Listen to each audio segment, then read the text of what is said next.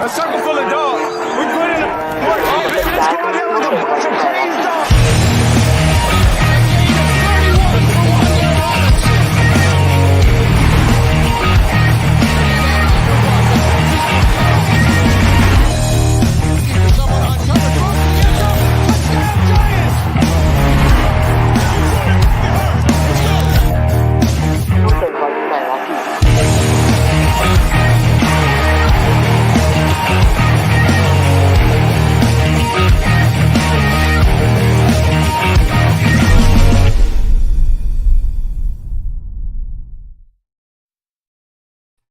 Boom! What's happening, people? Welcome to another episode of Giants Rush, where we talk, Giants football. 52 weeks of the year.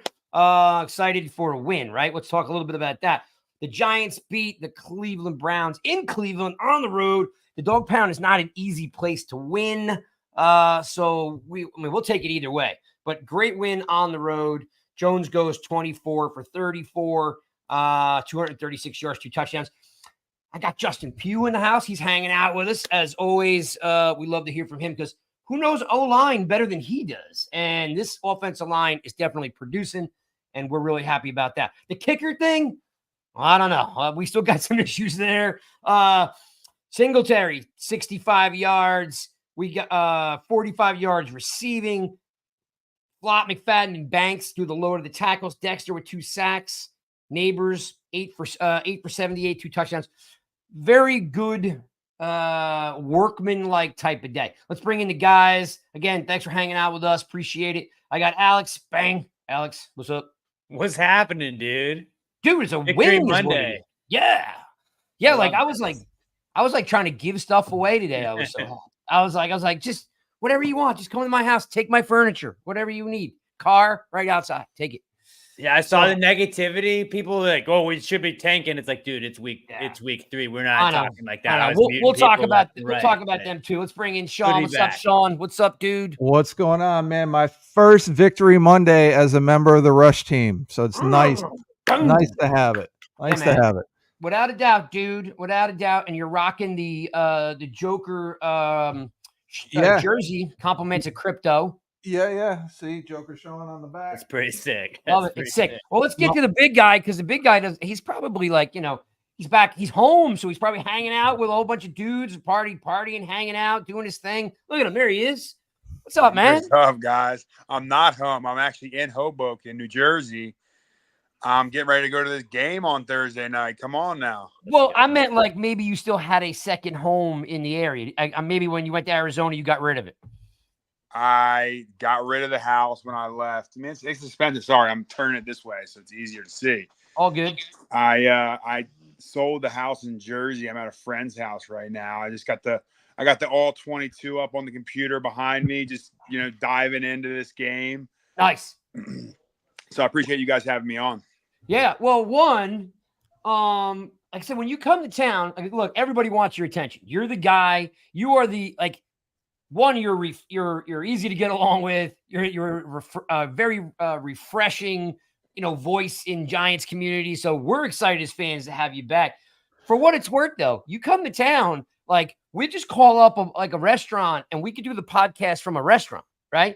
That's what we got to do next time, then, man. I got to get this figured out. That's on me. That's why I was texting you. I'm like, look, I don't know where you're at, but let us know. We could just call a restaurant and do the podcast from there. Even on Thursday at the game, I've got 2 huge tailgates.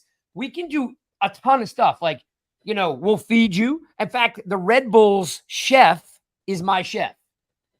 All right, we're doing something Thursday then. So yeah. Let me break down kind of what we're doing, and I'll tell you why it's a little bit tougher to schedule things out.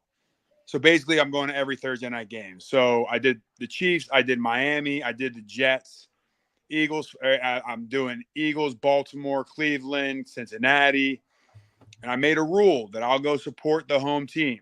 So when I went to Kansas City, I wore the Chiefs stuff. I went to the Jets, I wore the Jets stuff. A lot of Giants fans got on me. I'm like, come on, man! I gotta go support you. I want to feel what it's like to be a fan of a team, but I'm only doing it for the day, and then I'm coming back to my team, the Giants. So I couldn't be happier that it's this Thursday. We got the Cowboys coming to town, They just got rolled in Jerry's world by the Ravens.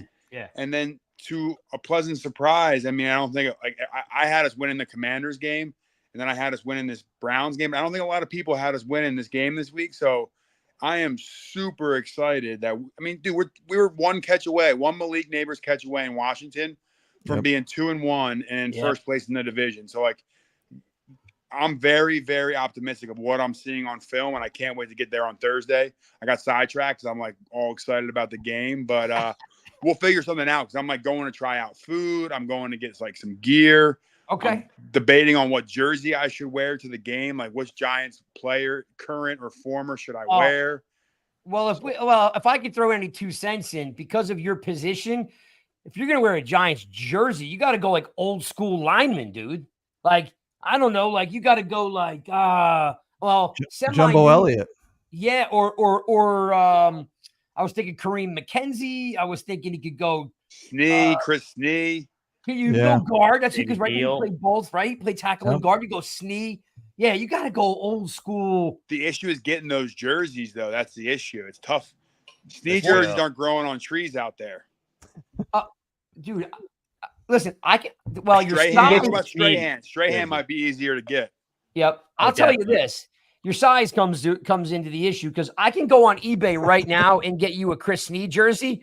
The problem is that you're probably wearing. I mean, look, I'm not. You're a big dude, man. Like so, finding size may be the issue because I guarantee I just can wear find a Pugh jersey.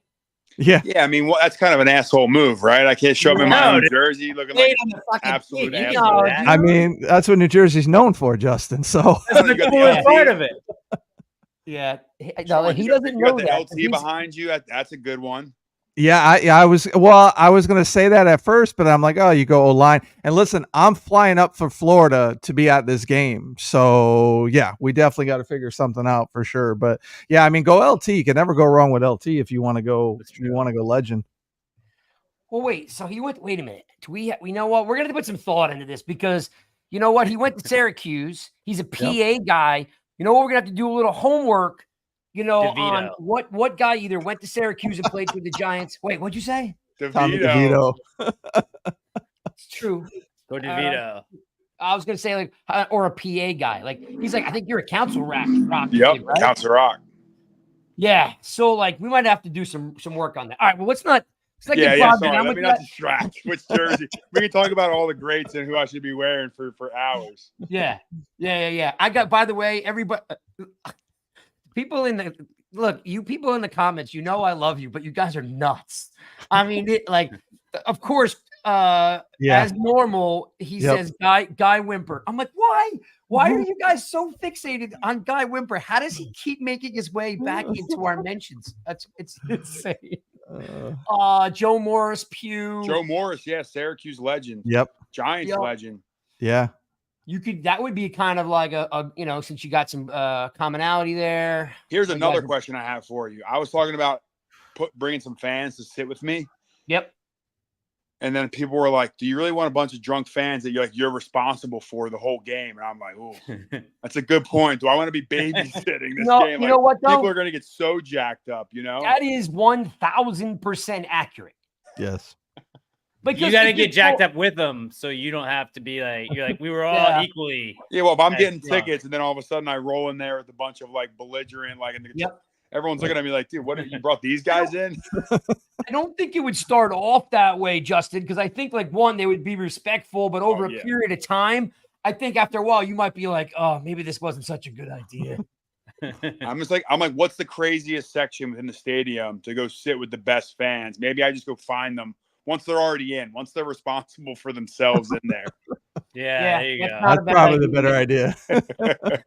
well, like I said, we could chat offline later, but again, we have an enormous tailgate by Big Blue Barbecue, which is like it's like a built-in party, right? Perfect. It's got DJs, it's got everything, right? So one of the other guys I'm on the team, Chris, that's his, and then a little on the other side of the road, I got mine with the gourmet chef and stuff. So. If you're around, I'm going to be there. Be there. We'll feed you. We could do it. We can whatever you want to do. If you need, not that you need our help, but if you're looking for some connection, we're there. this is exactly what I want to come do, though. Like this all started when we like last year, this time when I came on your show. I went on, a bunch of the other guys that are big Giants fans and had these conversations. The guys over in the UK, like, this is what makes Giants football so great. This is part of what the reason why I'm doing what I'm doing now is to shine lights on guys like you and your whole crew that the team better than anyone. Like, you've been supportive since day one. Even beat writers come and go. I mean, the Giants have had some legendary beat writers. I don't want to knock them by any means, but you guys eat, live, breathe, sleep this thing. The team better than almost anyone walking planet Earth, and that's why I want to bring the shine back to you guys and do what I'm doing right now, get in the trenches with the fans, because that's the real experience. Well, like I said, let me know what you want to do. If you want to connect, we're there. I'll feed you. We can go over to the Big Blue Bar. We can do anything you want. Like I said, just if you're there, let me know if you want to hook up. But in the meantime, we should talk some Giants football. I'm down. All right. Let's start off with the elephant in the room, though, because I got to ask. I'll throw this out. Alex, I'll just start with you real quick. We start the game off. It looks like this. Fumble, touchdown, interception called back, a route short of the sticks, no first down, penalty. Was the first 5 minutes the most painful thing? Like, were you really I was ready to jump off the roof. Yeah, I think I tweeted. I was like, I might just watch Red Zone today, and I was just gonna switch it to the iPad, maybe keep the Giants on in the background, and then I don't know, something about the choreographed dance while there's a flag on the field. It seemed like later on, after the poor start, it seemed like that was maybe this isn't as bad as it seems like it's about to be. When Jones threw the interception, they were dancing on the field. The beginning could not have gone worse than that was the worst start you could possibly have, but. And the Jones thing, you were like, this is it. This is 2 scores down. And then they take that back. And then we go down the field and we tie it up. Like at that point, I was like, okay. But I don't know. I was pretty negative. Just this whole start of this season, there was no reason to be positive going into that. And I'm really glad they got out of it. Well, the question is man, we've got a monkey on our back, Justin, with special teams. How do you get that monkey off your back? It's either the kicker, it's the kick returner. We have no punt returner. Is that, and I'm not trying to be negative. I'm just saying, how does this, is that kind of we're in a rut? Is there something that's being overlooked somewhere? Because this isn't one time. This is now 3 weeks in a row. Yeah, I mean, I'll even go back to last year. We had the issues with the kicker and with Graham getting hurt in the Jets game and fighting through that. I mean, it goes to front office making those adjustments. It's going to the front office having a conversation with a player. And as a player, you're taught to be tough. You're taught to fight through it. You're taught to, do whatever you have to do to get onto the field and play. But it also can get to a point where you put the team in a tough spot and it could potentially cost you a game. I mean, you look back to the Commanders game, and that's kind of where it started. Graham obviously had some injuries. Maybe he shouldn't have been taking the kickoff duties. Maybe that should have just been Jamie and he should have taken the kickoff duties. Confidence also goes into it. When it rains, it pours, right? The punter's I'm going to be working today. They know they got to try to be perfect and try to coffin corner one, when really you just need to just get it out there, go through the proper progression. So I think there's some confidence that goes into it. And I look at this team and I'm seeing a lot of good things on film, and I'm not watching special teams as intently as maybe I should be. But when I watch what this team is doing from a holistic view, I am liking what I'm seeing on film. I know the results aren't exactly what people are looking for, but in terms of offensive line, defensive line, there are some good things. Sean. Yeah. Gray went right after he fumbled that ball. He could have went either way, right? Maybe Coughlin would have sat him on the bench. I don't know. I love Tom Coughlin. We all do. We've seen him do it before with David Wilson, right? Poor David Wilson got one fumble. He was sitting on the bench.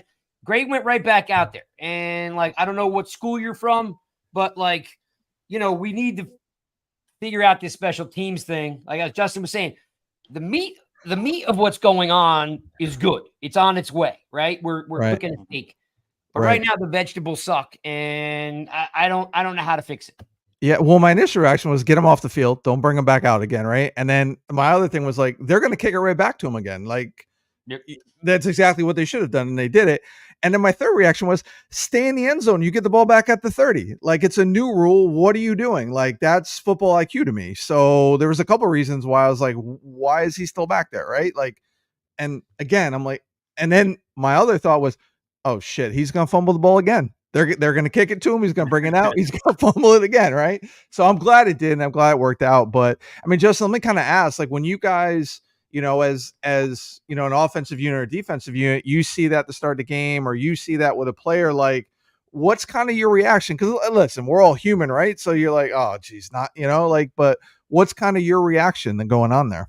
Here we go again. Like, with a team like the Giants right now, and like the momentum was not very positive leading into this game, it's here we go again. And you can't ever shake that. Like, let me give another great example. Look at the Carolina Panthers. Here we go again. It was like every time they were out there playing games, like what could go wrong would go wrong. And when you play with no confidence, it is impossible to play in the NFL. Everyone's talented in the NFL. Everyone can make plays. We see it every week, crazy catches, etc. But when you see that as an offensive line, you're like, hey, we just got to get off to a good start. Even if you don't score on the first drive, getting a first down, just one first down, sets a tone like, all right, we can move the ball. Let's just get one first down. Let's get another first down. And then when something like that happens and there's a fumble, turnover, but not only was it a turnover, then right to Amari Cooper, toe tap, touchdown. Like, the fact that the Giants come back in this game is remarkable based on how it started. It actually, though, if you think about it, spin zone, if Amari Cooper doesn't score so fast, Malik might not be able to score that last touchdown at the end of the half. So maybe that just saved us enough time to get that third score. Well, double spin zone. If you're if the Giants, like, yeah, they were able to dink and dunk because they had time, but they really probably could just throw it up to him every time on a Hail Mary, and he's going to come down with it. So, like, Malik also is just that dude right now that is just you can't uncoachable, just natural talent. Yeah. Let me give a shout out to see you guys are still pouring in the room. What's up, JT? I see Jay. I see Tim, Brad, Tudo. Thank you for by the way, Tudo stepping up each week with a deposit, which is crazy. Thank you, Tudo. Appreciate it. I see Mark, Sean. I see Jay, Giant Insider. What's up, Jerry? Good to talk to you. Love Jerry. Always a big fan. Brad, see a bunch of you guys. Mark and the other Mark. Glad you guys are hanging out with us. All right. Well, yeah, you're right. That didn't start the game off well. And then the next series, and it was like this moment where I was like, I don't know what else to do. But though there's definitely a resiliency there, right? Because nobody actually quit. I was looking for that, especially with a little rumbling during the week. They didn't fold, right? And the defense, Justin, just basically crushes it. 8 sacks, right? You guys got like, Flott gets a lot of, I give Flott a lot of flack because he's just on the smaller side, right? And he's not known to be a great tackler because he's just smaller dude, right? He led the team in tackles with McFadden and Banks. What do you think about the defensive effort? Because it was eye-opening. Something that Bowen did during the week was like, hey, we're going to do something different. Yeah, when I think back to Washington, it was just they consistently were hitting runs.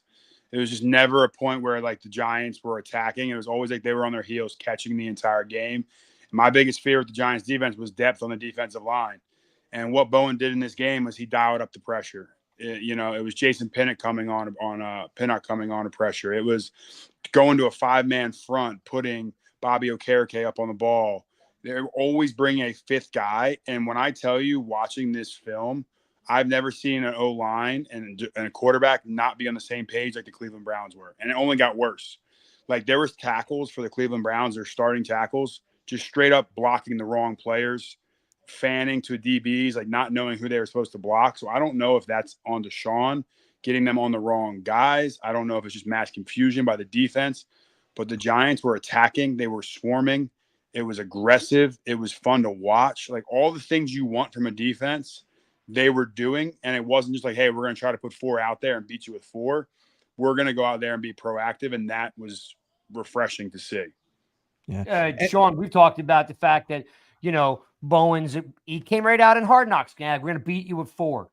And what you and I've talked about, Sean, is like, we can't kill the guy too early. He's getting used to the personnel that he has. We also know that the first couple of games of the season is almost like preseason now, right? So he's kind of getting used to, Sean, his personnel.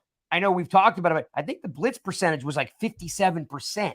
Like, that's a lot for him.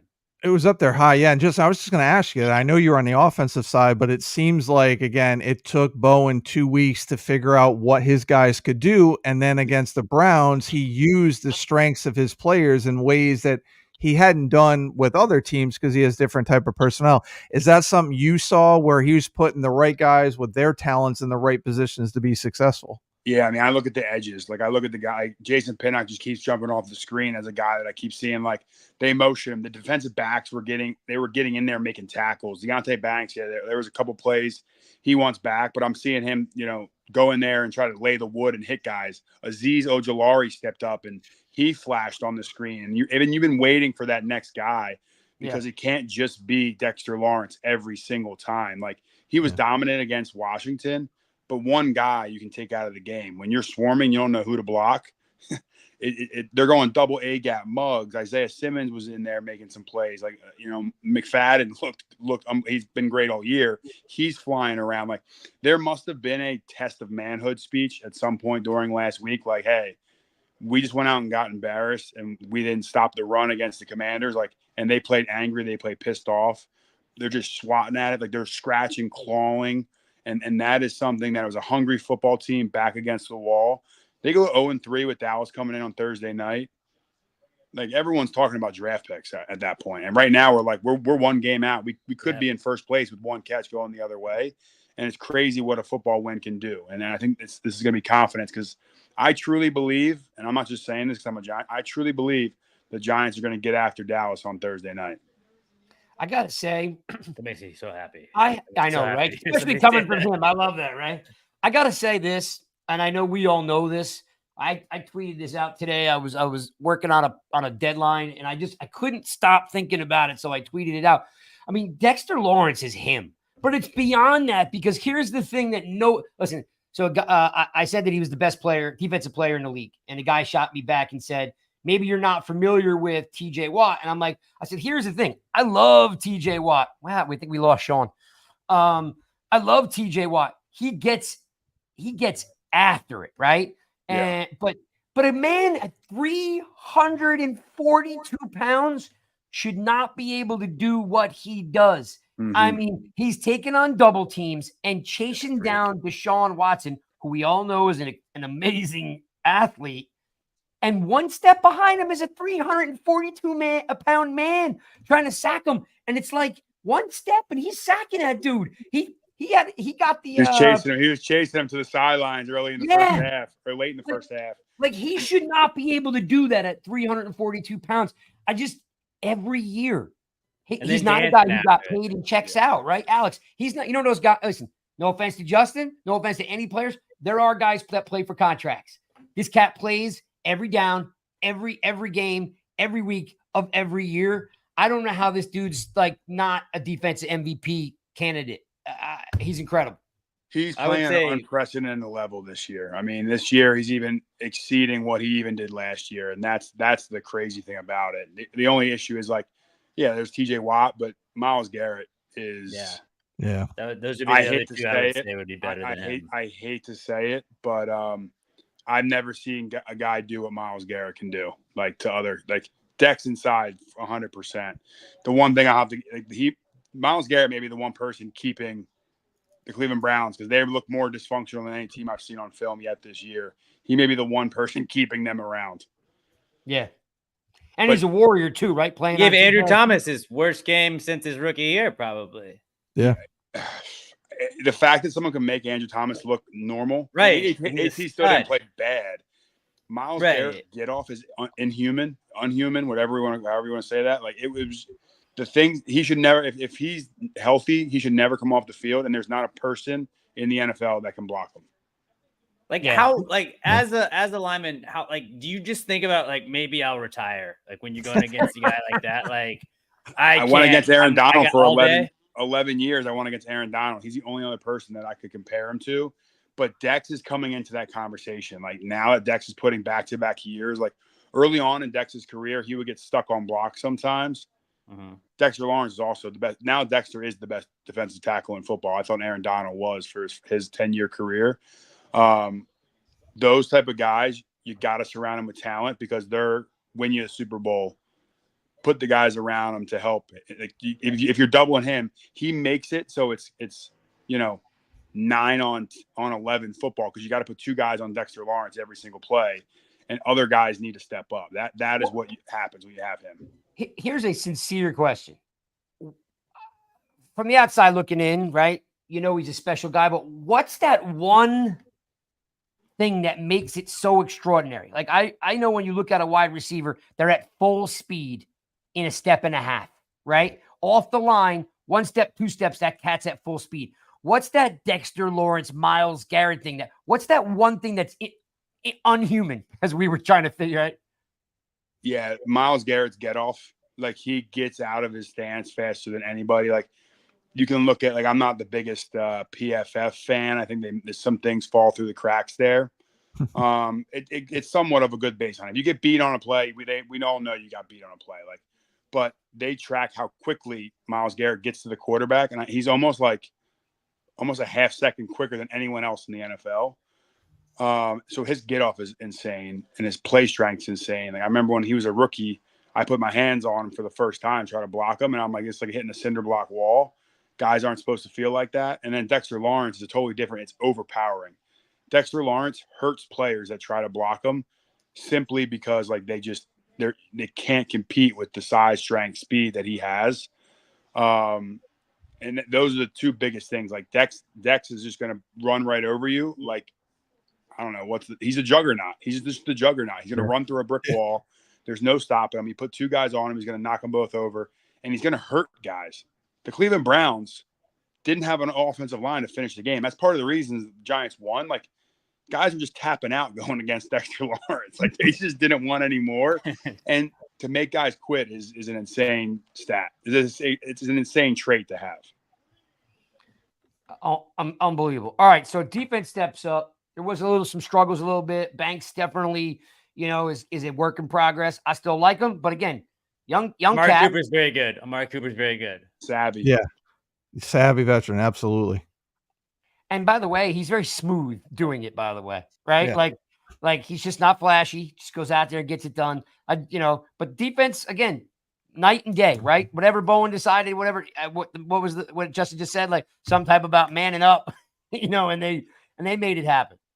About the defense, though, one last thing, though, like, I feel like Deshaun Watson in the post-game press conference seemed like he had no clue, like, that, like, everything that they looked at in film, Shane Bowen just threw that out and did everything else. How many times can you do that as a defense before people are like, all right, they're going to do this, or this? Like, that's what I'm worried about with the Dallas game. Like, okay, did we just expose ourselves? These are the 2 things we can do here. Like, how much different stuff can you change week to week where you're going to be able to completely throw an offense off like they did? Yeah, you don't want your scheme to be element of surprise. You want to, you want to be good at what you do, and eventually the Giants have to find what that is. And if it is just pressure, let it be pressure.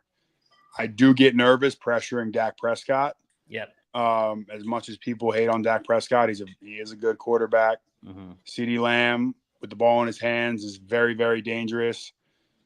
I'd almost dare the Cowboys to run the ball on the Giants. I just don't see it with, the left tackle they have in there as a rookie. He's struggling. Burns has to have a massive game.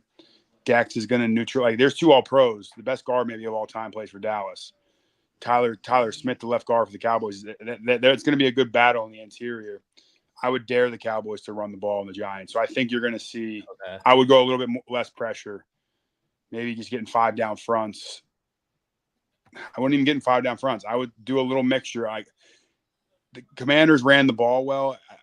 You hope that's an anomaly. I would go back to a little bit of that 4 down front, because you don't want Dak to just pick you apart. And they don't have like crazy playmakers, but Cooks, Ferguson was back last week. CeeDee Lamb. They got some players they can shred you with in the pass game. Sean, they got some internal things going on too, right? It's a little bit heated over there after losing. Like, I'm sure that organization's having some internal conversations, right?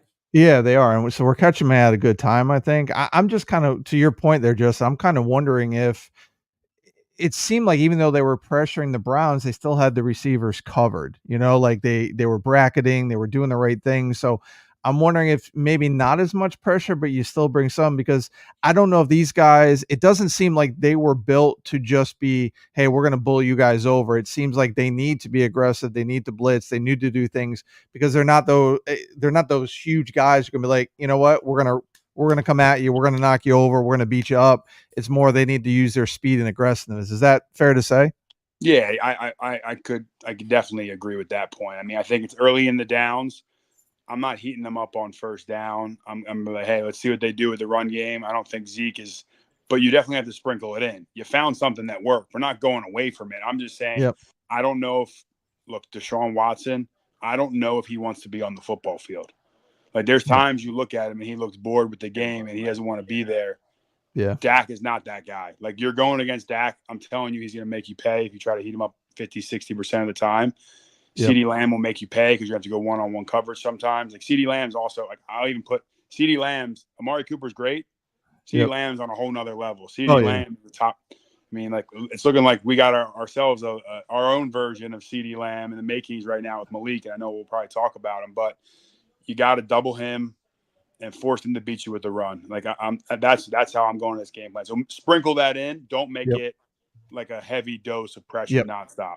Yep. It also seems, I don't know if you saw this, that the Cowboys O-line is not as strong as it has been in years past. I know you mentioned the one guard there that is, really good, but it seems like as a unit, this is the time where they're the most vulnerable they've been in years, right? Thank you, Jerry Jones. Thank you for being cheap, Jerry, the cheapest owner in football, because you just think you can plug and play rookies, then they draft well, but they don't pay their guys, and they're all pissed off.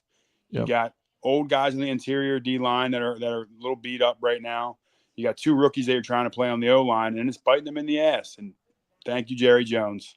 What did he say yesterday about Derrick Henry? He was like, sometimes when you don't pay those guys, they come to your place and they beat you or whatever. Basically, talking about Derrick Henry just kicking their ass. It was like, what? You could have fixed that, dude. Yeah. Well, you could have paid him. He's like, we couldn't afford Derrick Henry. That's what he said. Think about this. If you paid Dak early, if you paid CD early, you would have saved $10 million and you could have paid Derrick Henry. But you try to play poker like he does with every player, and he loses every time. I hope he lives forever. You're going to cryo freeze him. Just try to keep him alive. Please, whatever we can do. I might have to make a T-shirt of that one, dude. That's pretty good. We'll just do like Jerry's head. The issue is he drafts so well. So if you can figure out how to stop their player personnel department from being such good drafters. That's true. And just have them just try to get to every second contract, screw that part up. That's where we need to. I mean, they took the whole offseason and didn't sign anybody. And I was like, how in the world does this team operate? They don't sign anybody. They're all in. He said they're all in. They're all in. It's crazy. I also think, like, coaching wise, like, they're not as strong coaching wise as they've been also. Like, I know Zimmer's struggling on defense. I know we're going to talk O-line here in a second. So it's a nice transition of, I don't think the defense is in tune with what Zimmer wants. And I don't think he's ingratiating himself to the defensive unit as well. Would you agree with that, Justin? It's just the Micah Parsons show. That's what the Dallas Cowboys are. They're like, all right, we're going to have Trayvon Diggs back there. Hopefully he'll get us some interceptions, and we're just going to hope Micah Parsons can do it all. I guess I gave a big compliment to Myles Garrett. Micah Parsons is playing at a whole nother level right now too.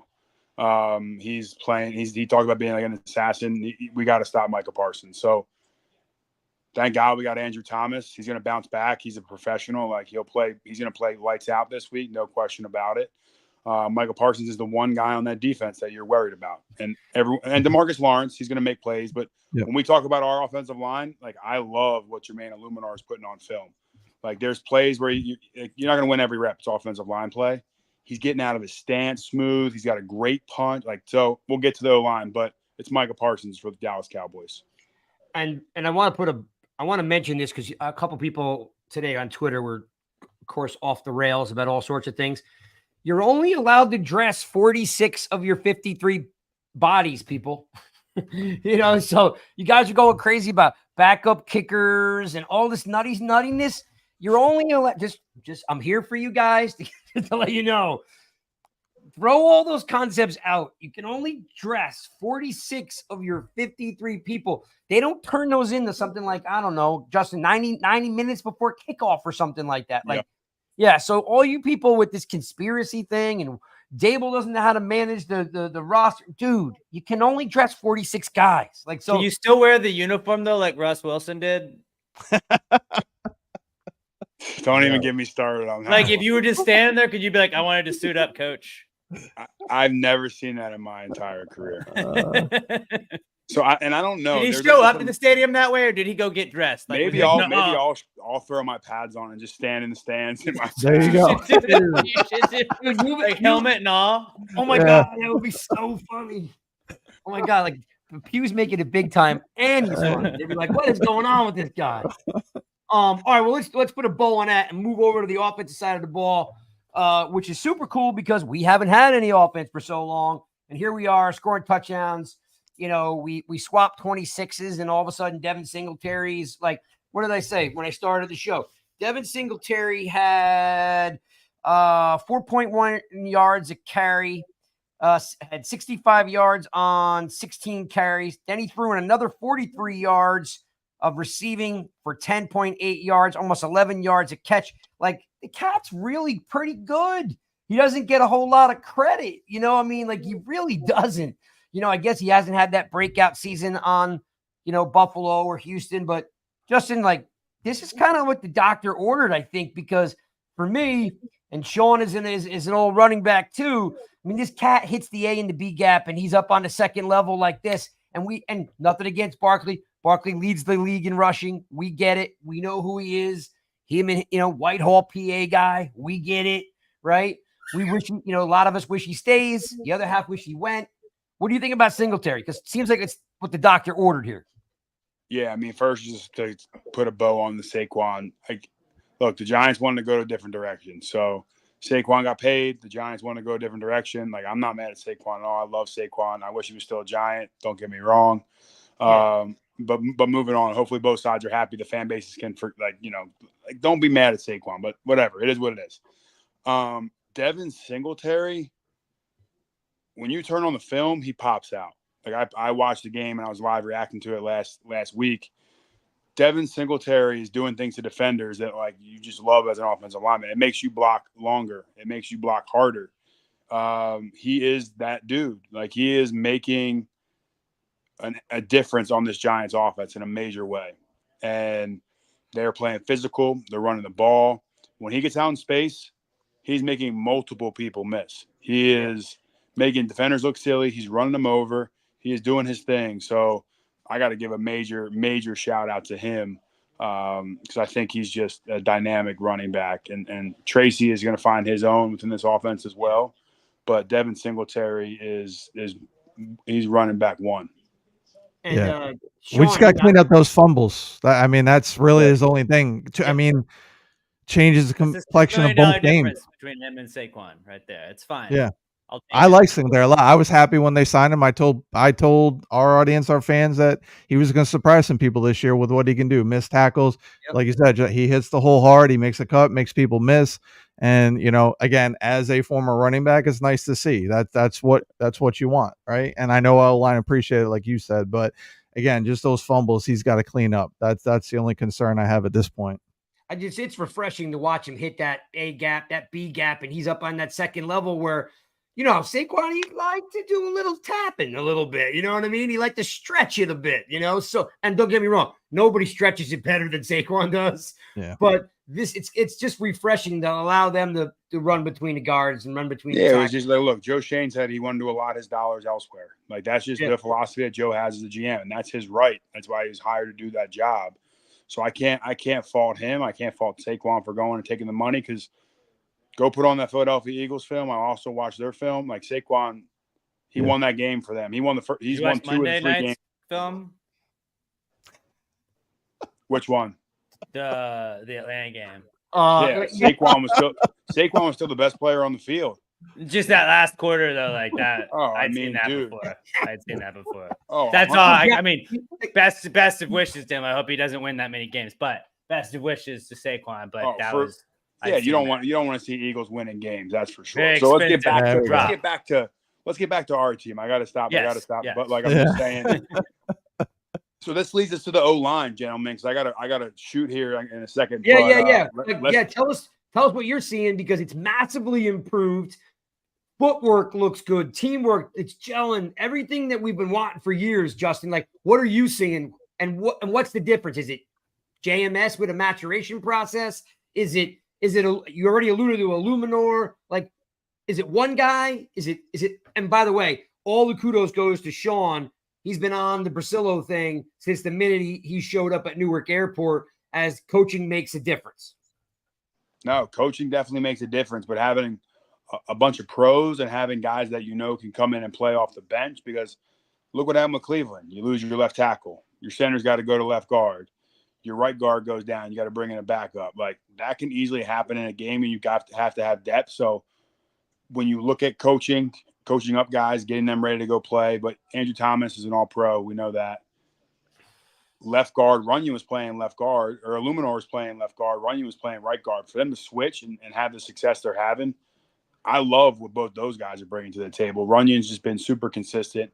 JMS has taken his game to the next level. I think he becomes the vocal leader of that offensive line, which is needed. Like, AT leads by example. He's not the biggest vocal guy. John Michael Schmidt's a vocal guy on that offensive line. He's stepping into that role. And then you bring in the savvy vet, Greg Van Roten. I think that was a very maybe understated signing. I thought he was a guy that comes in. He's played a lot of football, and you see it on film. He does little savvy things, like on screens, he throws a defender down to the ground, and he's crawling around and sets a pick. And the bowling ball, bowling pins, they all get knocked down on the screen to Singletary. And then I mentioned Jermaine Illuminor. Just watching this film on this game, I think he had, a hell of a game. His hand placement was on point. His sets were clean. And it's just like, do things right. Don't get beat clean. Don't lose right now. Like, if you just can do that, you can play in this league a long time. And that's what all five of those guys are doing. Now, look, the Browns had their moments. I'm not going to sit here and act like it was the best game I've ever seen, but everyone talks about the Eagles' offensive line. The Eagles' offensive line had their moments too. Every O-line is going to get beat. It helps a lot too, and what makes the O-line a lot happier, when you throw it up to a guy like Malik Nabers and he comes down with it. Because you look at that one where he went up and caught it and high-pointed it, Daniel Jones had pressure in his face, and you throw it to that guy and he makes you look good. Now all of a sudden you get 4 more plays to wear on the defense. Yep. And that's what team football is all about. And this offensive line, and look, Evan Neal will play this year. So when Evan Neal goes in the game, I think he's going to play well. He's going to have less pressure on him to have to step right into that role. So I'm hopeful that is allowing him to mature a bit as well. And that depth is going to make the Giants better in the long run too. We need Evan Neal to be some part of this team throughout the year. Yeah. And you alluded to our stud wide receiver. He's got the most catches, 20+ yards. Everybody's on Jones that he doesn't throw deep. Well, Nabers has right now most catches 20 yards plus. He's got more yards and catches than Chase and Jefferson. And, let's take it a step further. First NFL wide receiver in history, to have 20 receptions and 3 touchdowns in his first 3 games. Not good. Yeah. That sounds good. It does sound good. In fact, it sounds so good, it almost feels like it ain't real, right? Because you're like, wait a minute. And what kills me is that, this is what we wanted. You wanted someone that Jones could throw to. Whether Jones is long-term or not is not the issue. You shouldn't just trade up for Drake May. Exactly. Everybody said, though, dude. That's what the whole internet was telling me today. I know. And it's crazy. What a waste. It's crazy. They all got on me for comparing Daniel Jones. If you look at Trevor Lawrence's stats and Daniel Jones, aside from Daniel's injury last year, DJ's got this better stats than Trevor Lawrence. Yep. One of the best QBRs throughout the season so far. If you're looking at Trevor Lawrence right now, he's down 28-3 against Buffalo. Not great. I mean, everyone acts like these quarterbacks just grow on trees. You can't make catastrophic mistakes at the position. And if you don't do that, and you have a good running back, you have a good offensive line, the one area I'm a little nervous about is tight end. And the whole Darren Waller situation kind of was such a weird situation. I feel like the Giants thought he was coming, must have thought he was coming back because they didn't really address it. Like a 4th rounder in Theo Johnson and Daniel Bellinger earlier in the year. You still need that receiving threat at tight end. I'm still wish they would have. Do you think Theo can figure that out though? I feel like he's got potential. He's going through some growing pains right now. He's making some rookie mistakes out there on the field. But the Bellinger thing, Justin, I mean, what people tend to forget is I mean, he got his eye socket broken. He was on pace for 700 yards and 5 touchdowns. Like, he was on his way to being again, I'm not talking dynamic Kittle, Kelsey kind of stuff, but he was on his way to being, hey, more than serviceable. 700 yards, breaks his eye socket, comes back, has a decent year, becomes a blocking back when Waller comes in, right? Like, I still feel Bellinger can do the job, but A, he's not on the field for whatever reason, and 2, we're not throwing to the tight end anyway. It's not even in the game plan. But even if Theo Johnson's on the field doing a lot of blocking, and like he's got to continue to progress there. So like I don't know why Belly's not taking over that duty, or it just get figured out, and they will figure it out. I mean, look, I am seeing good ball on film. Like, I'm seeing winning football. I'm seeing a team that's playing together, and they're only going to get better. There's a clip, and you guys can probably go find it. Like, when Devin Singletary gets that 1-yard touchdown run, like the play before, Daniel Jones is like behind the pile trying to shove him in the end zone. Like, that's the type of team football you want to see. And that's going to beat games because not many teams want to go against that. No one likes gritty, grimy quarterbacks lead blocking on touchdown runs or trying to shove the pile. Like, that's going to pay Sean's dividends. Not doing that. No, he is not. No. So those are just the things I'm seeing on film. I'm optimistic. I'm very optimistic. They're going to continue to add pieces. I hate the slander to Dayball and Shane. I think like you got to give them a chance. Like they're trending in the right direction. The Giants are trending in the right direction, and I'm excited to get out there Thursday.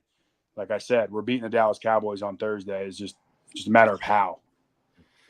Well, look, I know you don't want to hang out with us all night. I'll leave you with this. The best thing I saw out of Daniel Jones is the pocket presence, the ability to slide, not just slide up in the pocket, slide horizontally, finding the empty space and making the throw on a knee that just got repaired 10 months ago. Like he's running, right, for first downs. He's getting out there on the corner. So, like, I'm not here. I'm not a Daniel Jones. He's the best thing we've ever had. I'm just saying he's performing at a nice level, and he's going to get better. He's healthy. So with a guy like Malik there, I mean, like you said, there's going to be a lot of good things to come. Just continue to spread that ball around. Like, I know, like, Jalen Hyatt took a shot to him early. You want him happy. You don't want storylines in the locker room. I love that Dayball said, hey, you're not happy. Let's get you a shot early. It didn't hit, but like those types of things are great. And just continue to build. I just think this team is heading in the right direction. Look, Dallas is struggling. Philadelphia is struggling. Commanders, I mean, they're in a tight game tonight. So I think there's just a lot more things to be positive on. So that just my Giants Twitter fan base. I know we get toxic at times. Like, let's just it's a long season. We could easily be 2-1. I will see you guys at the game on Thursday. Yeah, hit me up if you want me to feed you. Oh no, I'm calling you. Come on now, lineman, free food. What are we talking about? Not even free food. We'll put into the pot. But all right. We appreciate you guys, and we'll see you on the game on Thursday. Yeah, we'll see you Thursday. Just hit me up when you're in town. All right. Thanks for having me on, guys. See all you. right, Justin. See you, Justin. You guys stay on because I'm not done with you two. Yeah, of course not. All right, we got a couple minutes left. Alex, takeaways from the game for you, like just in general. What did you like? What are you concerned about? Give me something that maybe we haven't talked about. I'm not going to say I'm concerned about anything right now. I am concerned about a lot of things, but like this is like I feel like everything was so negative going into yesterday that like fuck you if you wanted to tank in week 2 or week 3. Fuck you if you wanted to tank. This isn't what we do here. And there are people like, oh, they're going to run. Like no. If we win, if we keep winning, we're let's win. Let's win games, guys. Let's turn this thing around. Like, I don't know. I was just happy that like we could win a game against what everybody was saying was one of the best defenses in the league. We held our own against them. Yeah, we didn't score in the second half. I don't care about that. We won a game. Not an easy place to win, Alex. We could be 2-1. We could be 2-1 right now. We could be 2-1 right now. If we beat Dallas, I'm not going to be fun to be around because I'm going to be I'm going to buy all the way back in if we beat Dallas. We beat Dallas, it's going to be the confidence is going to be scary. I will tell you, I actually subscribe to the fact that if the Giants beat Dallas, it's going to catch fast because that team is built on a lot of young cats, right? So if it's those only going up. Yeah. I mean, if you beat Dallas, right? You don't have like the old wily vet being like, I've done that before. Nobody's done it before. We haven't done it before. So this team is built on a lot of young cats, man. If they actually win, guys, that's just a rocket launcher on the confidence. And as Justin said, all about confidence, man. Like, we haven't had any for a long time. Go ahead, Sean. How about you? What are your takeaways on what you saw? Are you concerned with anything, or what are you looking forward to? Yeah, so I'll go concerns and then finish on the positive note. So my concerns are the missed tackle still. There was that one drive where there was some big missed tackles. Yeah. My concerns are the special teams, right? Get that cleaned up, the fumbles, the return unit, the kicker. Get that kicker. We can't have any of that. And then the penalties on offense, right? Like they got to clean that up. So those are because you can't have that against the Cowboys. Or that many and expect to win. What I want to see, what I'm excited about, what I'm positive about is the fight, is the energy, is the emotion and passion that we've been begging for this for how many years, how many times, how many weeks we've been talking about it. I need to see that again the rest of the year, both offensively and defensively. And I think guys are finally understanding defensively what they need to be doing, what Bowen's looking for. It was that adjustment period. So I'm hoping they stay with it. They can play fast, free. Their athleticism stands out. But above all, I just want to see that passion that we know as Giants fans, right? For 45 years, I've been watching the Giants. We know what Giants football is about. We got to see that on Sunday. Yeah, there were some good things there. What if we're just good? What if? Listen. How sick would that be? That'd be so fun to have like a good team after everybody was negative about everything going. All offseason was how bad we're going to be. 14 games. There's so much football left. So much. There's so much. Fuck you tour. Was it Pinnock said that our motto this year was "fuck it"? Like that's the best motto ever. I know. Let's go. Make the shirts. I need Pinnock to make the shirts. Get them out there. People can have them. Let's do it. That's the motto. I love it. Like I agree. I'll take it a step further though. Let's take it a step further. Like I got made fun of a couple weeks ago when I said, man, I just want it to be fun again, right? And people were like, not supposed to be fun. It's football. I'm like, all right, whatever. So like, but what I would like to see is like last year, I think it's game 2, the Giants beat Arizona and we're down by 3 touchdowns. And all of a sudden, we all knew what happened. Dable basically told Kafka to go pound sand and Dable took over. And all of a sudden, just lighting it up like a pinball machine. And we're like, who is this? Right? But it was like this like moment of like the Kool-Aid man burst through the wall and handed me some Kool-Aid. It was so refreshing. So like what I want the next step to be is more of that. Just like throwing the ball, like again, throwing the ball deep. Then I'm running a screenplay. And listen, of all the things that happen, I'm gonna. This is probably you're gonna laugh at me, but you know what I was mostly refreshed about on Sunday? Watching Singletary blowing down the sidelines with no one around him. Like I'm thinking, I never thought I would see this again. That was cool. Yeah, it was freaking cool because it's like everyone's like, oh, Singletary's a cast off. I'm like, yeah, he's running through one of the best defenses in the league right now, and there he goes. Like half the price. That's all I think. Every time he does anything, half the price of what you be paying Saquon. I don't care what your thoughts on Saquon are. And he's good in pass blocking. But here's the thing: it's just again, and I he runs perfectly with this line. I do appreciate exactly that. How to run with this line. I'm not Alex. I'm not a money guy. Like I don't care who pays what, when, and where. Right? I just want to see. When we're looking at money, I know, nice. And it's all good. But when I see a guy who's never rushed for more than 800 yards, right? Who's been like the almost there guy, and all of a sudden he's like, "This team believes in me. I'm gonna do this." And he's again, he sat down on the one and stuff like that. I was so jacked because I was like losing 7-0. Now Dimes is 17 for 18 or 16 for 17. You're winning 21-7. I got Singletary. I got Malik Nabers ripping the ball out of a dude's hand. I'm like, this is what winning is supposed to be like. Like this is step 1 on the 12-step program of getting sober. Right? Yeah. I mean, like it's like, man. And how about see him? Yeah. We've just had so much bad football. Yeah. Right? Yeah. And let's give Daboll his props, man. He outcoached Jim Schwartz. Outcoached He's him. one of the best defensive coordinators in the last Absolutely. I mean, the screens, the tight end screens, running back screens, receiver screens, Hinton taking what the defense gave. And listen, he got conservative in the second half after that fumble. There's no doubt about it, because he knew his defense was playing great. He wasn't going to do anything to cost him the game. It's good coaching. We don't like it as fans because we're in this fantasy football world, right? Throw it deep, throw it deep.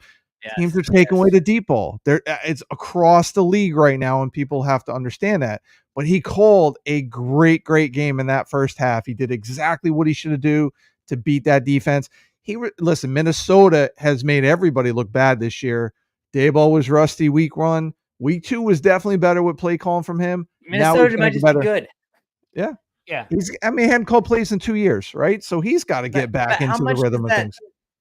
Like the drive to get the Nabers touchdown. I already joked about it earlier, but like that was the difference in the game. When you look at, like, it seemed like hey, let's just hit some points before half.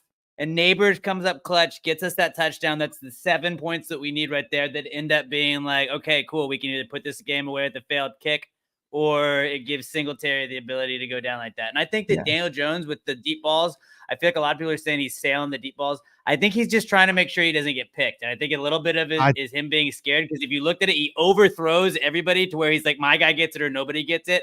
Yeah. I would rather live with a quarterback that does that, where you're like, Malik Nabers is going to go catch one of these eventually, or nothing happens. And if you're saying that it's going to be a turnover or we're just going to throw the ball 1,000 miles, I don't care. I think that's a smart play on his point. Yeah, there's no loft. He's not getting enough air, so it's clear he's making sure that, like you said, I mean, it's going to be. And the other thing too is sometimes you just throw it deep. Wrong. Right, right. It's more of, hey, I'm going to keep the defense honest. I don't think I'm going to complete this, but I'm going to throw it deep and overshoot my guy just to make the defense realize I'm not afraid to throw it deep. The problem is we have a quarterback that everyone wants to criticize with everything, and we forget how the game works. Like, you don't always have to complete a deep pass. You just have to throw it deep so the defense thinks you're going to make that. And I think it'll come. He'll hit those later on. And Daboll is a guy that doesn't want turnovers. There's no doubt in my mind. I know he had Josh Allen who had all those turnovers, but he understands that this team, the way this is set up and with where things are now, he wants the high percentage throw. He wants the smart throw. But I think we'll get the deep.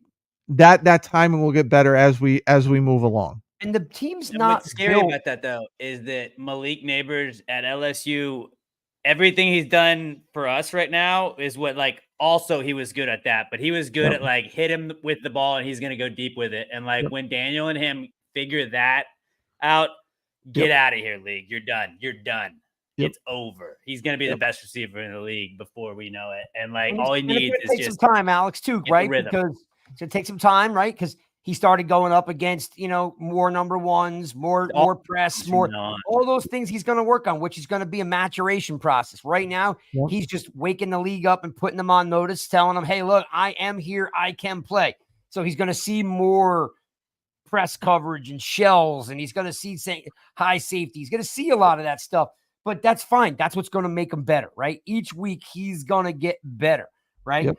And that's going to open up things for the rest of the guys on the team. When they start having to double him, when they start trying to take him out of the game, then you got Wandale that's going to open it up for, whoever else. The tight ends will start opening up. Like, Daboll's smart enough to know he's going to take what the defense gives him. The game plan's not the same every week. But listen, we wanted a wide receiver run. Throw him the damn ball. I don't care who else isn't getting targets right now. That was the best part of it. Damn ball, right? Like, he can have 20 targets. He knocked away an interception. He took away an interception, just being like, no. Let me throw this up here from Mark. What's the story with Hyatt? Mark, my opinion is really simple, and these guys can jump in too. Is when you're not starting, practice is your game. These guys are getting paid millions and millions of dollars to win. If they don't see it in practice, you're not getting the reps. I'm not saying he's bad. I'm not saying he's lazy. I'm not saying anything past the fact that whatever's happening in practice is not what they're looking for. Because if he goes out and just shows out in practice, you put him on the field because that's their game. At the D1 level in college, they don't want to not pro be successful. Level, what's that, Alex?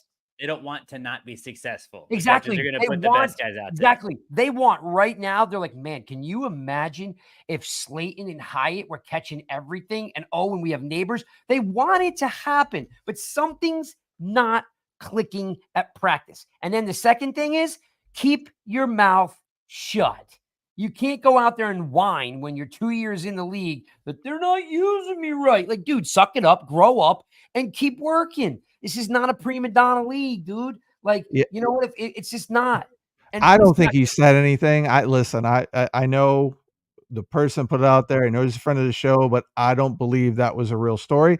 But there's two things I think why Hyatt's not playing as much. Number two, and we knew this coming in, he's not the strongest route runner, so he's got to get better at his route tree. That's clear to me. I've been asking him to do that for 2 years. Right. And listen, I know he'll get better. I want him to play. I want him to do things. Hell, even if you just throw him a wide receiver screen, let him use his speed, whatever it is, end the rounds. But the other thing, and I've noticed this because this goes back to what we talked about with Bellinger and Johnson playing, is Daboll has put a preference on blocking. Slayton is the better blocker over Hyatt. He's bigger, he's stronger, he's the better blocker. So if he's got to improve his blocking. Same reason why. Listen, we all know we love Bellinger, again, fan of the show, but we all know he struggled with blocking last year. His blocking was horrendous last year. It is what it is. We got two of them though now. Well, listen, Johnson's been blocking well. The film's been out there. He has been blocking well. Yeah. He's made some rookie mistakes with catching. They're running option routes. That interception was on him. I'm putting it on him because of where Jones threw the ball. Like, he expected him to run the out. He curled up instead. So he's a rookie. So I'm going to give the benefit of doubt to the quarterback on that one. So there's things there. So again, I think the Hyatt thing has to do with his route running, but also the blocking, because again, they're not running a lot of 3 receiver sets in certain downs. You got Manhurts and Johnson on the field at the same time. So that's what I believe. I just hope they package it up for the kid, because if he just again, Mark Thompson's right. Better is Slayton in every way right now. Right. I mean, get blocking, yards after the catch, getting open, but we know how he can play, but the knock was always the route running. I don't know if he's done anything to get better at it, but if he's still not playing, you're kind of what's really taking place? I'm sure everyone says he's a great kid. He's super fast. I think it comes down to some small. What's that? Cool hair. Cool hair. Yeah. There's some nuances there that just aren't pushing him past Slayton. Like, when these guys are getting paid. Who am I putting on the field? The guy that blocks, I'm going Slayton. The guy with the, knows the game or the higher IQ, I'm putting Slayton on the field. A guy that's been proven to do it every single year for 5 years. Safety blanket for Jones. Jones came into the league with him. Yeah. He always was his guy, from his rookie season when he took over for Eli. Slayton was always kind of the bounce back. And I really feel like the last 2 seasons that I keep saying Slayton has come back because Daniel Jones was the safety blanket. What can we get you to do to come back here? Because he's always the guy that Jones is I remember you from year one. Here you go. Here you go. But I do think, Alex, that they could I know they threw that. I love Hyatt. He needs to learn. You tell me he can't run a quick slant. We can't teach that guy how to run a quick slant. I definitely think Slayton's obviously the better guy now. That's definitely my point. Give him a package. Let him get a little taste of it, right? Pop him right there, yeah. Oh, get him a little taste of it, because we're better off if he's good, right? You turn into the orgy at Michigan used to be when he would come in, when it was the 2 quarterback system, where he's going to run the ball. We know what's going to happen when Hyatt comes in right now, where Hyatt's going to run a deep ball. Hyatt's going to go deep. So if you can get him on a couple of quick slants, he's either going to go here, or he's going to do this. Start making him guess a little bit, mix it up a little bit. I don't know. Just run what we did last week against the Browns the first half. Run that both halves. I'll be fine. I would, like I said, I don't know what he's doing at practice. I can't imagine he's doing a whole lot wrong. But if it's a head-to-head, I think Sean's right. If it's head-to-head, it's probably just if it's head-to-head, it's going to be Slayton. But it would make some sense if they could at least find a package for him, right? Maybe it's a 2nd and 13, right? 2nd and long, we put Hyatt in to stretch the field. I want to see him get on the field too. But I just don't know why he is not. Yeah. Well, and the other thing, I mean, Slayton is always going to have those key drops. He had the 2-point conversion. He dropped. Like, he's gotten better. He's definitely gotten better, Slayton, with the drops, but he had one last week too. So you can always kind of count on it. And again, at this point, I just get Nabers the ball every single time until he's not open. Just throw it out to him. It doesn't matter, right? Well, when the time comes, we need to get other people. The Nabers. Yeah. Well, when it comes time to get other people the ball, we'll get it to them. I was gonna say, let's not get too crazy because, like, remember, Wandale still deserves to make sure he gets his targets too, because that cat makes a lot of things happen. He will. He's gotten them. He made some plays. Dude is tough. It's 1 and 2. It's Nabers and Wandale. That's it. And everybody else can get what they get. But let's be real again. Everybody should realize when you look at him and say Nabers is special, even Hyatt should be like, get that fucker the ball. Like, they're not stupid. They're not stupid. Well, when you saw our defense eat because Dexter is taking up 2 guys at a time, and then Brian Burns can do this, and then Brian Burns is getting double teamed, so then Kayvon's getting moves, and then Elijah Chapman's getting to do this, and then Micah McFadden's getting to do this. Start doing that with the receivers, and then, oh, shit, now Hyatt can catch, now Slayton can catch. We already got to worry about Nabers. Like, okay, now Theo Johnson. Like, when we can become that threat, kind of like what the Chiefs are doing, we're not there yet, nowhere near yet. But like the only thing to be that good where, oh shit, we've got to make sure that all of these guys are covered. We don't have enough men for that. That's what I want us to be. I want us to be that team that people are like, they have too many weapons. They have too many weapons. Dude, how do we do this? Cold. The difference is Wandale's always been tough. He's just short. That we can't fix. We can't fix his height, Cold. He's so fast though. He's short. This guy's skinny. Oh my God. Hey, look, the truth hurts. My man Flott. I couldn't say it because Pugh was on, but my man Flott leading the team in tackles, run support, coming up tough. I don't care how skinny he was. No, my man led the team in tackles, and I was like, what world do we live in right now? Yeah, give him his props, Craig. Give him his props. Let's go. Props, dude. Flott. Flott. Flott definitely 1000% showed up to play a pretty nice game. And by the way, I remember I've said it before on the show a bunch of times. I don't change every week. He's always going to be short. He's short and will always be short. I never said he wasn't tough. Cold, you're not being nice, Cold. You're not being nice. And Jay keeps calling me 5'7". Just because I'm taller than you, Jay, doesn't mean that I'm 5'7". We all know I'm not 5'7". You're right. He's 5'8". Dude, no, none of that's true. But you know what is true? What is true is that the Giants also could have had another touchdown. So, you got to rest on the fact that they're scoring points. For the last couple of years, we were averaging like 14 to 18 points a game, right? The team is finding a way to score points, right? Yeah. And you're getting some good chemistry, like you just alluded to, Wandale, Nabers. You're sprinkling in Hyatt, Slayton, Singletary out of the backfield. I mean, the dude's catching balls out of the backfield. Yeah. Right? Yeah. Yeah. Somebody else struggles with that out of the backfield. I don't know who, but there's another running back that struggles with catching the ball out of the backfield sometimes. Was his name? Is it rhyme with Smarkley? It might. Yeah. It might. Huh. I couldn't resist a good joke there. Listen, we all know he was my guy, and I. There's this guy. Dead to me now. Yeah. You go to Eagles, you're dead to me. That's how clear that is. Yeah, I do not care about. If he went to the Cowboys too, same thing. He would have been dead to me. Yeah. Like, it didn't matter, right? Like, there's a guy in the chat named Alex Middleton, and I was commenting back to Cold. I was defending you. That's right, Alex. He's got my back. I was defending you. I'm supporting my boys. Yeah, man. See that? I got peeps. Cold. I got peeps. Hey, man, I'm always I'm eating crow. I may hate everything in 3 days, but this is the beauty of football. That football is stupid when our team doesn't win, and then when they do, we get these brief moments of joy that get us to the next time that we watch football, right? And that's why we all care about this team. Well, they beat a good team, man, a good defense. That's what we've been waiting for. One of the best defenses in the league. Exactly.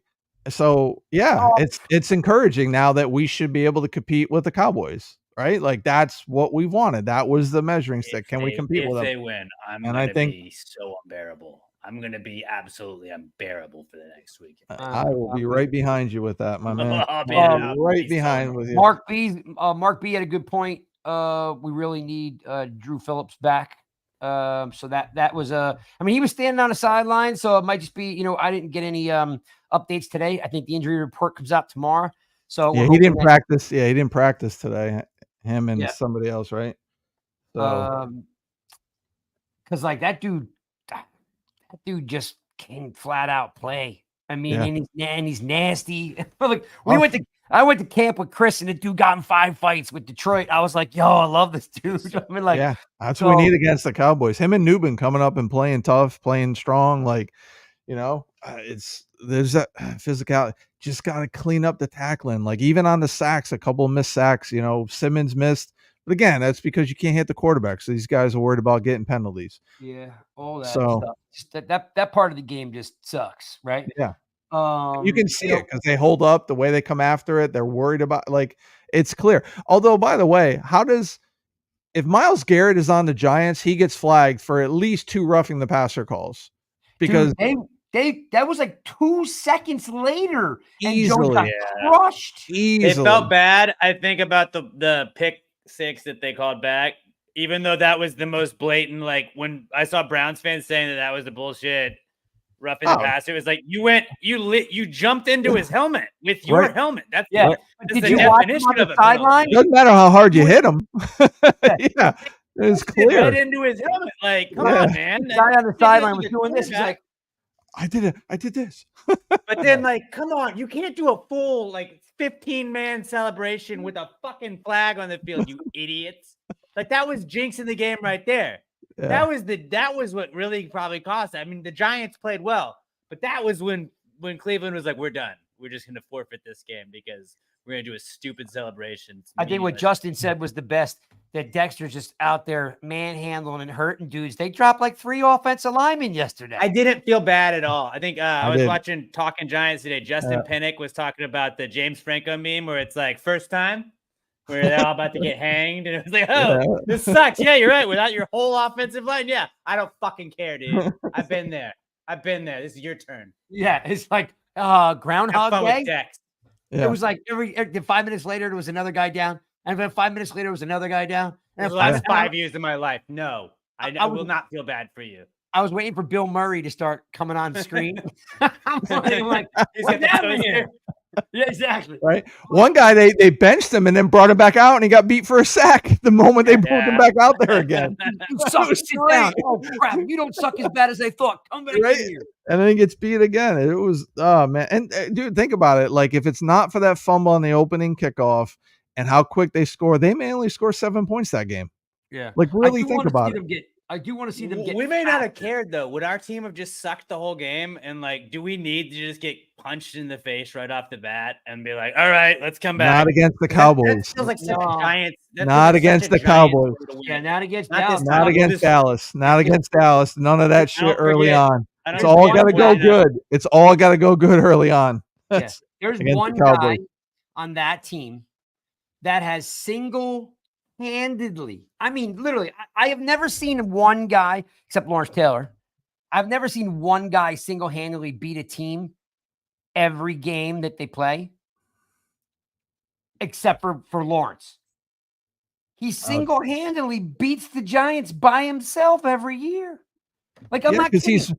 He's mad that we didn't draft him.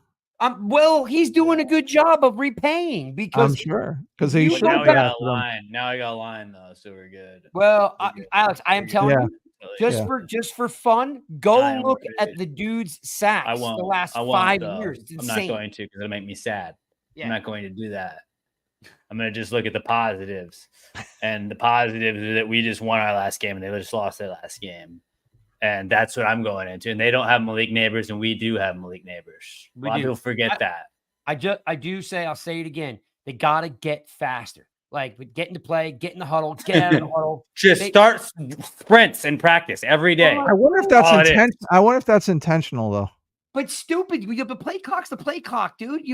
There's no surprise if you're snapping the ball on 0. Well, true.